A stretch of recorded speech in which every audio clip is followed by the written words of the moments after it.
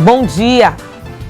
Insegurança, cresce o número de homicídios na região metropolitana de São Luís. Intensificada a fiscalização em postos de combustíveis.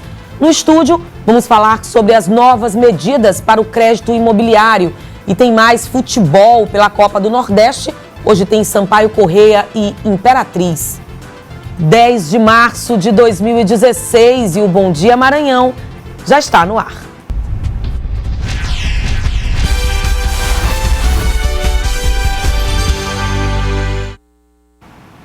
E a gente abre a edição de hoje falando do aumento da violência na região metropolitana de São Luís. Em apenas 8 dias, quase 20 homicídios foram registrados. Somente nos 8 primeiros dias do mês de março já foram contabilizados 16 homicídios na Grande São Luís. Em fevereiro, 79 mortes violentas foram registradas na Grande Ilha. Ocorreu no bairro da Cidade Olímpica, logo no primeiro dia de março. Osiel Fonseca Lima, de 44 anos, foi assassinado a tiros. Temos analisado que o eventual surgimento, de uma terceira facção criminosa, dissidente de uma maior, pode ter causado um acirramento nos confrontos entre os traficantes. Além disso, nós tivemos também algumas mortes já por motivo fútil detectadas este mês em um número superior ao número regular. O dia mais violento até agora foi no dia 8. 5 homicídios foram registrados somente nas 24 horas. O último caso foi envolvendo 2 irmãos gêmeos na Vila Cafeteira, em Passo do Lumiar. Os irmãos Edmar e Edilmar Soares Souza, de 26 anos, foram vítimas de morte violenta.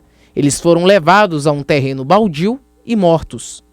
Além deles, foram assassinados Elton Salazar Santos, de 31 anos, na Vila Natal, Cláudio Júlio Santos Cruz, de 35 anos, na Jordoa, e Joarlisson Coelho Pereira, de 22 anos, na Vila Luizão. O funcionamento dessas organizações criminosas que se dedicam à exploração do tráfico de drogas, ele gira em torno dessa mesma violência. A violência é uma ferramenta da qual eles se valem para poder ocupar novos territórios, cobrar dívidas, vingar-se de eventuais desafetos, e nesse âmbito há uma série de conflitos instalados que de fato é o que acaba deflagrando uma série de eventos do tipo.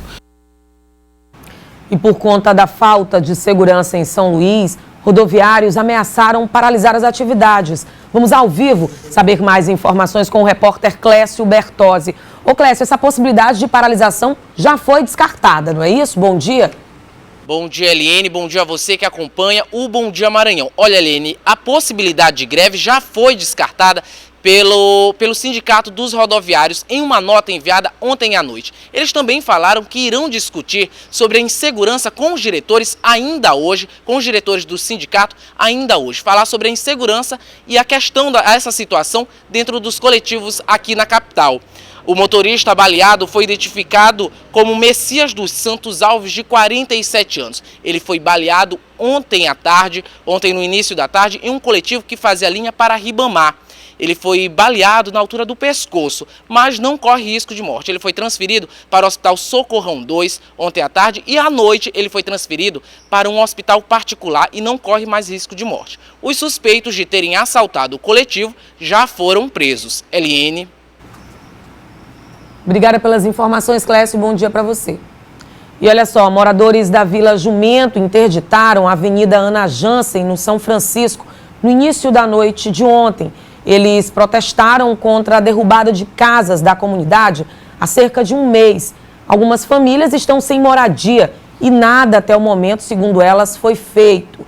Ainda segundo os manifestantes, durante o tumulto, algumas pessoas foram assaltadas. A Companhia de Polícia de Turismo, a CPTUR, esteve no local e ajudou a desbloquear a avenida de forma pacífica.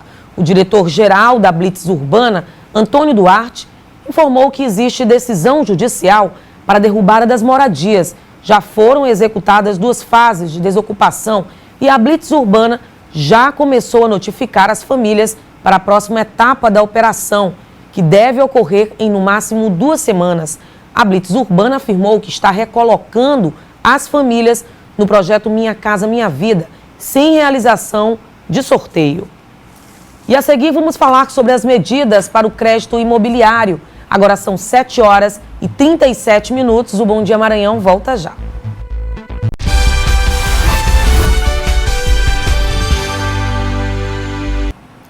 Os postos de combustíveis da região metropolitana estão sendo alvo de uma fiscalização para verificar as condições de funcionamento e o respeito aos direitos do consumidor.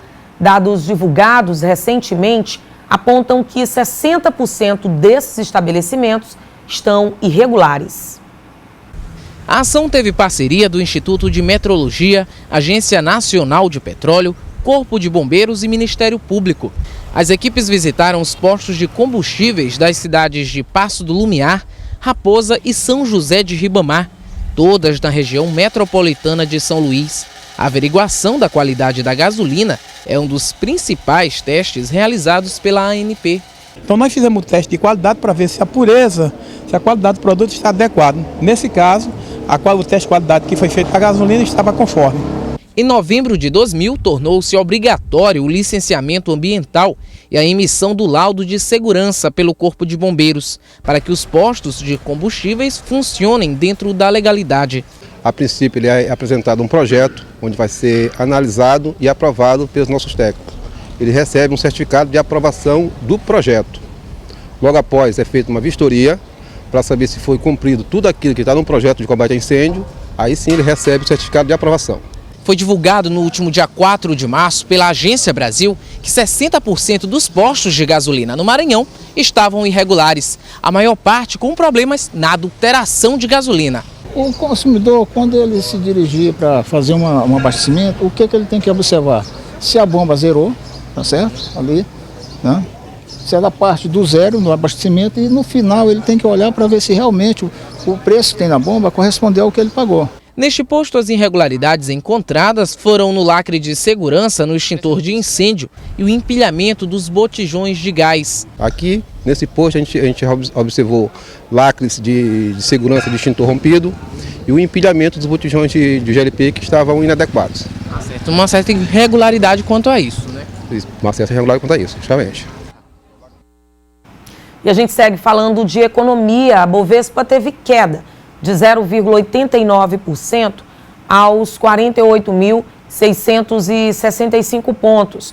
No mercado de câmbio, o dólar comercial teve queda de 1,12% e vale R$ 3,69.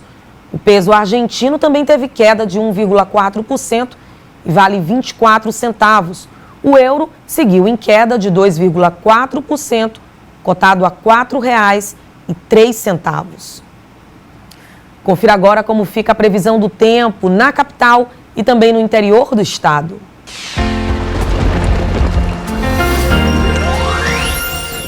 Para esta quinta-feira, a previsão de chuva forte a qualquer hora no centro-sul do Maranhão. Nas demais áreas, faz sol e só chove entre a tarde e a noite.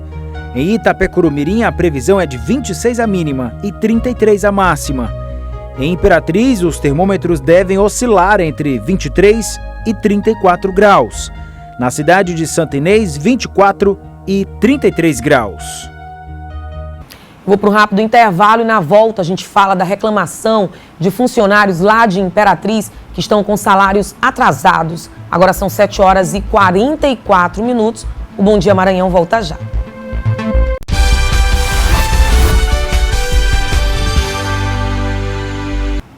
E acontece hoje a eleição para a mesa diretora da Assembleia Legislativa do Maranhão.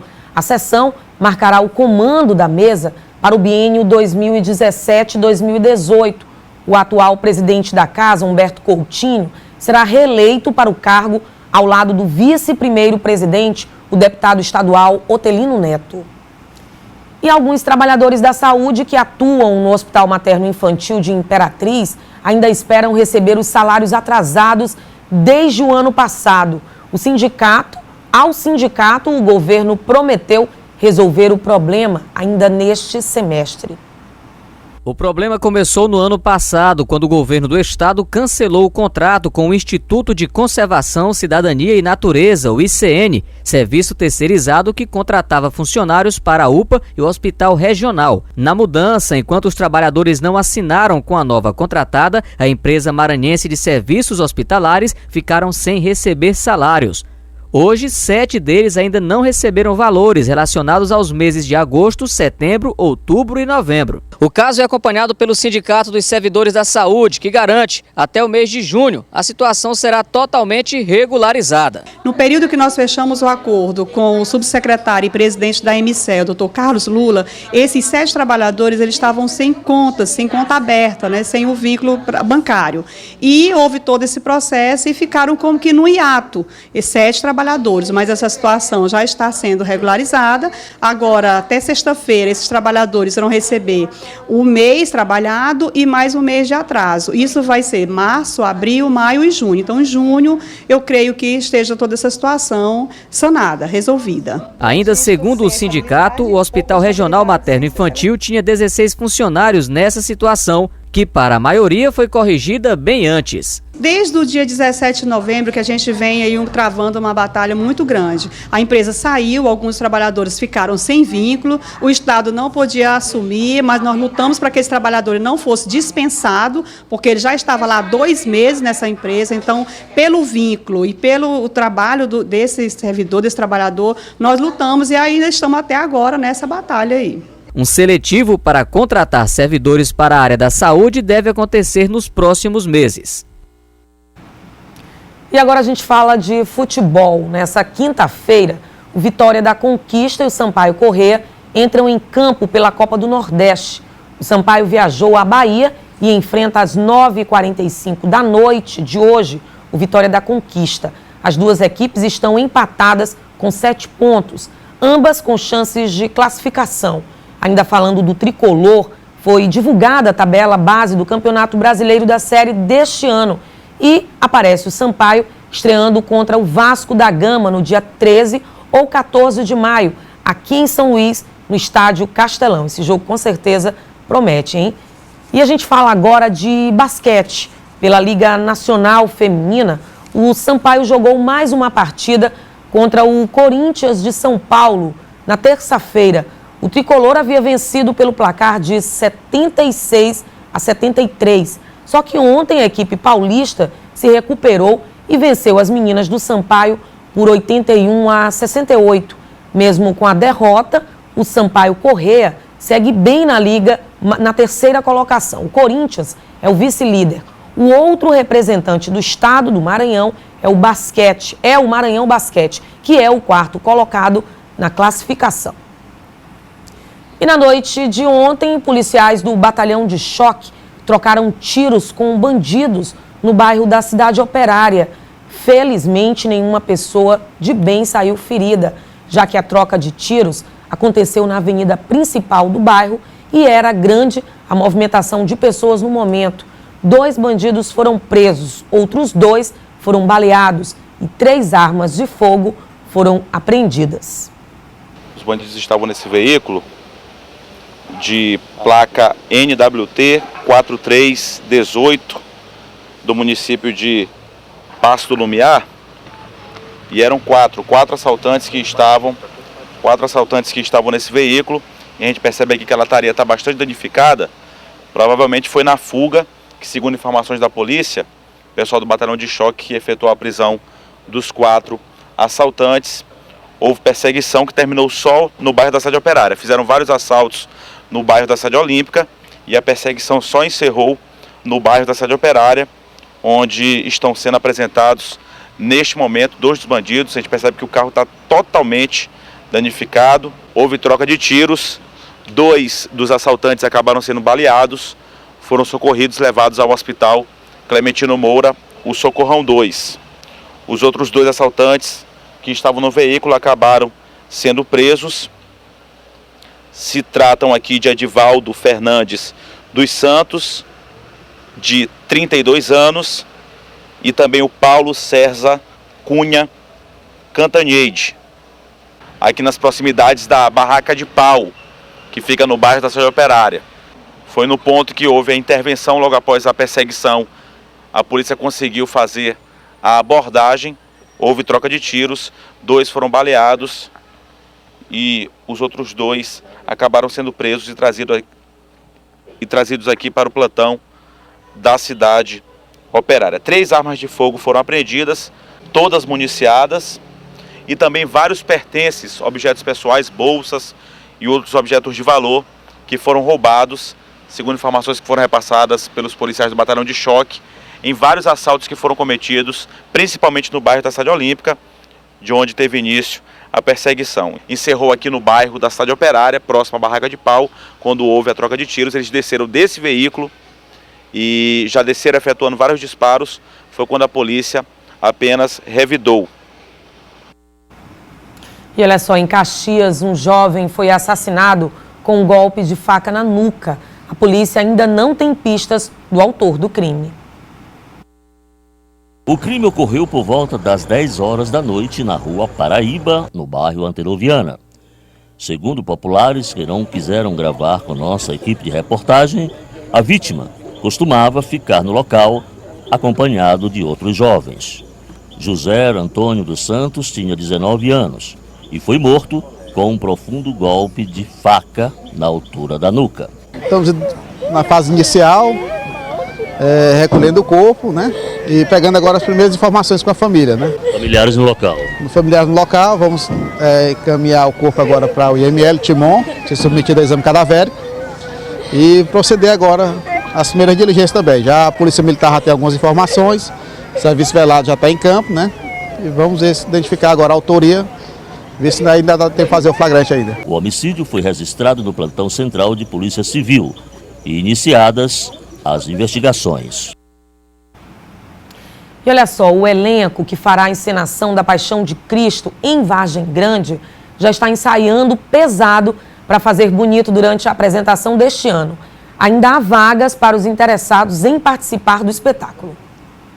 Todos os anos, na Sexta-feira Santa, a Juventude Católica transforma as ruas do município em um grande palco, para assim realizar a encenação de uma peça que retrata a paixão de Cristo, os últimos momentos de Jesus antes da crucificação. É grande o público que acompanha essa encenação todos os anos, mas muitos ensaios são necessários para que a peça seja assim um sucesso. A organização fala dos preparativos para a peça este ano.